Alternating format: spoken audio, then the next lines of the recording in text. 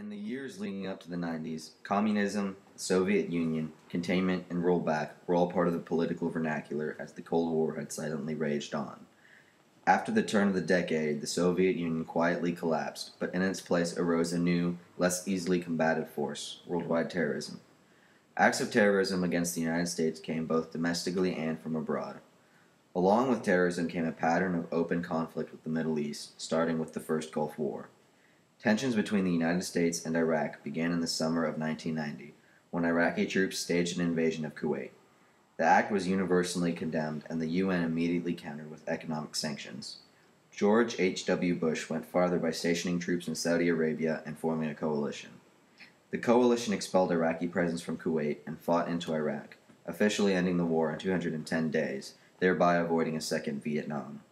Success abroad, however, was short-lived when the United States attempted to capture the Somali warlord Mohammed Farah Aidid.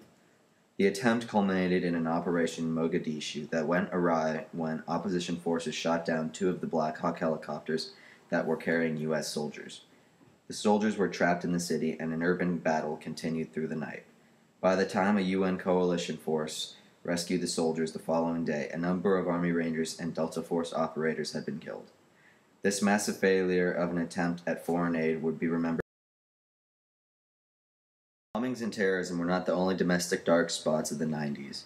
A number of unfortunate events would go on to be part of the culture of the decade. In Jefferson, Colorado, two students from Columbine High School successfully purchased weapons and went on a shooting spree at their school. Racial tensions were shown to be ever present in Los Angeles when an African-American man, Rodney King, was pulled over and beat to an inch of death. When the predominantly white officers who had administered the beating were acquitted, 6 days of rioting occurred. Theft, arson, and assault were common as black Los Angeles neighborhoods tore themselves apart.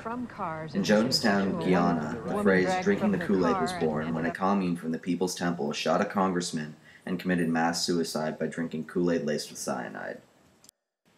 The rise of acts of terrorism in America due to the military bases in Saudi Arabia, which caused future problems with Iraq, but more importantly sparked American-grown terrorists such as the Oklahoma bombers Timothy McVeigh and Terry Nichols.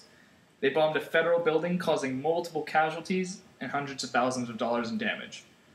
More terrorism-related bombings are the truck bombing of the World Trade Center and the bombings of the U.S. embassies in Kenya and Tanzania in 1998.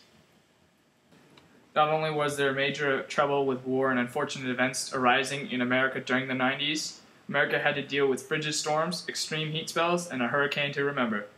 The storm of the century, or the Great Blizzard of '93, formed over the Gulf of Mexico and pushed north, covering most of eastern America and most of Mexico, evoking record low temperatures and hurricane-force wind gusts. This stopped electricity over 10 million people's houses, and over 310 people perished in this storm.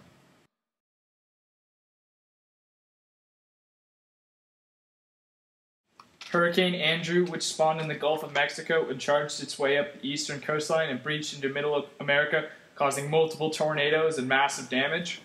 This Category 5 hurricane caused 65 fatalities and over $26 billion in damage, becoming the third costliest hurricane ever, second to Katrina.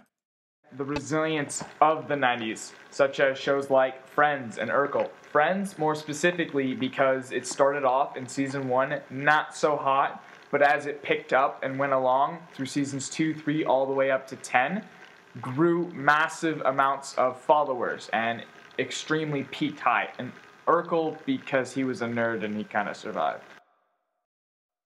Now this is a story about a resilient boy, how his life got turned upside down. And I'd like to take a minute, just sit right there. I'll tell you how he became the prince of a town called Bel Air.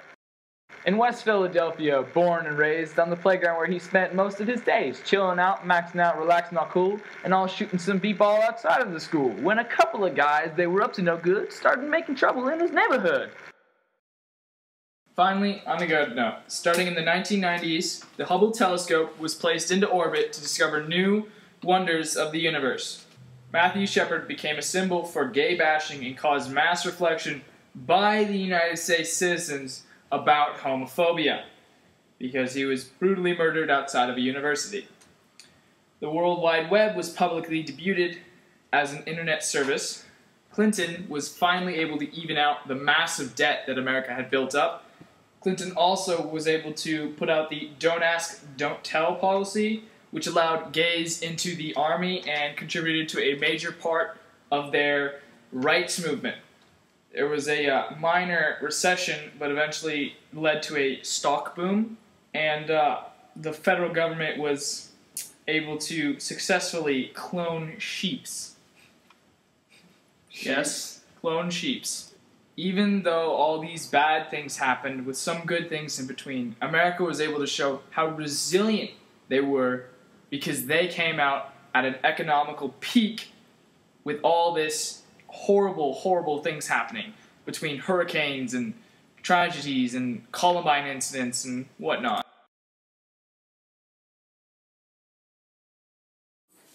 Welcome back to The Daily Show with Jon Stewart. Today I have a very unusual video for you about the resilience of the 90s. Can you please show them the clip? Mr. President, as you know, you are accused of having sexual relations with Monica Lewinsky. And what is your verdict? I did not have sexual relations with Miss Monica Lewinsky. If she said you touched her breast while in the Oval Office, would she be lying? I did not have sexual relations with Miss Lewinsky.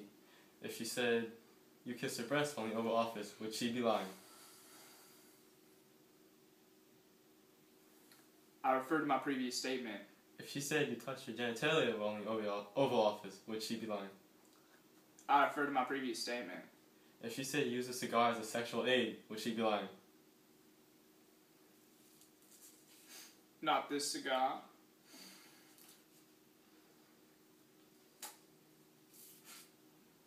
Woo! What a doozy. I don't know about you, but I could use a little Lewinsky right now, if you know what I mean. How's that sound, Sandra? But, in all seriousness, Bill Clinton has shown some true resilience against the bombardments of accusations from his reporters on such a scandal that is truly, and I mean truly, horrible. I mean, come on. Let's give the guy some credit. I mean, he is definitely more resilient than we thought. I mean, he's been able to survive this whole time with his wife. I mean, if he could survive his wife, he could survive anything. Sorry folks, but that's all we have today. Thanks for tuning in to The Daily Show with Jon Stewart.